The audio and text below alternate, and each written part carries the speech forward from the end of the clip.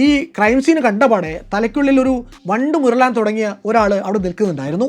Investigation ടീമിൻ്റെ ഭാഗമായിട്ടുള്ള അന്നത്തെ കണ്ണൂർ ഡിവൈഎസ്പി ആയിട്ടുള്ള പി സദാനന്ദൻ.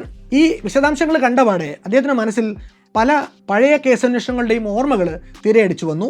അദ്ദേഹത്തിൻ്റെ തലച്ചോറിലെ ടേപ്പ് പതിയെ തിരിഞ്ഞ് പുറകിലേക്ക് സഞ്ചരിച്ചു. അദ്ദേഹത്തിൻ്റെ മനസ്സ് വീണ്ടും വീണ്ടും മന്ത്രിച്ചു. ഈ കാണുന്ന പാറ്റേൺ ഇത് ആദ്യത്തേതല്ല. മുമ്പ് എന്നോ എവിടെയോ നടന്ന ഏറെ പ്രമാദമായിട്ടുള്ള മറ്റേതോ റോബറിയുടെ ക്രൈം സീൻ ഫോട്ടോകളിൽ ഇതേ ഡിറ്റോ സാധനങ്ങൾ താൻ നേരത്തെ കണ്ടിട്ടുണ്ട്. ഏതാണ് എന്ന് അദ്ദേഹത്തിന് അങ്ങോട്ട് ഓർമ്മ വരുന്നില്ല. അത് ആലോചിച്ച് ജീപ്പിനടുത്തേക്ക് നടന്നു ചെല്ലുന്ന അദ്ദേഹം തൻ്റെ ലാപ്ടോപ്പ് എടുത്ത് അതിലെ പഴയ ചില കുറിപ്പുകൾ പരിശോധിച്ചു.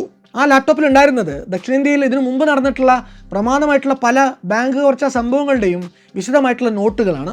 ആ കൂട്ടത്തിൽ മാസങ്ങൾക്ക് മുമ്പ് ആന്ധ്രാപ്രദേശിൽ നിന്ന് വന്ന ഒരു ഇൻസ്പെക്ടർ കൈമാറിയ അവിടെ നടന്ന ഒരു ബാങ്ക് കവർച്ചാ പരമ്പരയെ സംബന്ധിച്ചുള്ള ഒരു പഠനവും ഉണ്ടായിരുന്നു. അതിൽ കൂടെ കുറേയധികം ഫോട്ടോകൾ കൂടി ഉണ്ടായിരുന്നു. ആ ഫോട്ടോകളിലൂടെ തിരഞ്ഞ് ചെന്ന അദ്ദേഹത്തിൻ്റെ കണ്ണുകൾ അതിലൊരു ചിത്രം എത്തിയപ്പോൾ അതിൽ ഉടക്കി നിൽക്കുന്നു.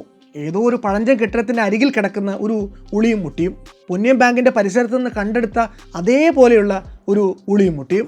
ഇത്രയും ആയതോടെ ഡിവൈഎസ്പി സദാനന്ദൻ്റെ മനസ്സിലെ സംശയം പൂർണ്ണ ബോധ്യത്തിന് വഴിമാറി. അദ്ദേഹം ഉറപ്പിച്ചു തന്നെ പറഞ്ഞു, ഇത് INR ഗ്യാങ്ങിൻ്റെ അല്ലെങ്കിൽ അതിൻ്റെ സ്പിൻ ഓഫ് ആയിട്ടുള്ള ഏതെങ്കിലും ഒരു കുറവ സംഘത്തിൻ്റെ പണിയാണ്.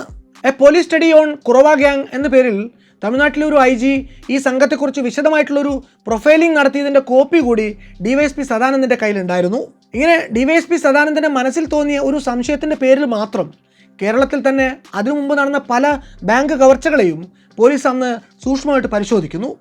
അതോടെ ഒരു കാര്യം കൂടി അവർക്ക് ബോധ്യപ്പെടുന്നു. ഈ പൊന്നത്തെ കവർച്ച മാത്രമല്ല, ഇതിനു മുമ്പ് നടന്ന പല ബാങ്ക് കവർച്ചകളും ഇതുപോലെ തന്നെ കാര്യമായിട്ടുള്ള സമാന സ്വഭാവമുള്ളതാണ്. മലപ്പുറത്തെ തിരുനാവായ ബാങ്കിൽ നിന്ന് 25 കിലോ സ്വർണം നേരത്തെ കവർച്ച ചെയ്യപ്പെട്ടിട്ടുണ്ട്. പാലക്കാട് ജില്ലയിലെ കോങ്ങാട് ബാങ്കിൽ നിന്ന് കവർച്ച ചെയ്യപ്പെട്ടത് 40 കിലോയിലധികം സ്വർണ്ണമാണ്. ഇതുകൂടാതെ മധ്യ കേരളത്തിലൊരു ജ്വല്ലറി കവർച്ച പരമ്പര കൂടി ഇവർ നടത്തിയിട്ടുണ്ട്. ഇത്രയും ആയപ്പോൾ അന്ന് ഈ കേസന്വേഷണത്തിന് ചുക്കാൻ പിടിച്ച ADGP കുന്ദൻ സിംഗ് ജാങ്പങ്കി IPS കവർച്ചയുടെ പിറകിൽ ആരായിരിക്കാം എന്നതിനെ സംബന്ധിച്ച് ഈ കേസിൽ കൺസൾട്ട് ചെയ്ത എല്ലാ പോലീസ് ഓഫീസർമാരോടും അഭിപ്രായം ചോദിക്കുന്നു. തൻ്റെ അന്വേഷണത്തിൻ്റെ ഫലത്തിൽ INR സംഘത്തിലെ അംഗങ്ങളുടെ പേരുകൾ സഹിതം ഇവർ തന്നെയാണ് ഇതിന് പിന്നിലെന്ന് ഡിവൈഎസ്പി സദാനന്ദൻ ഉറപ്പിച്ചു പറയുന്നു.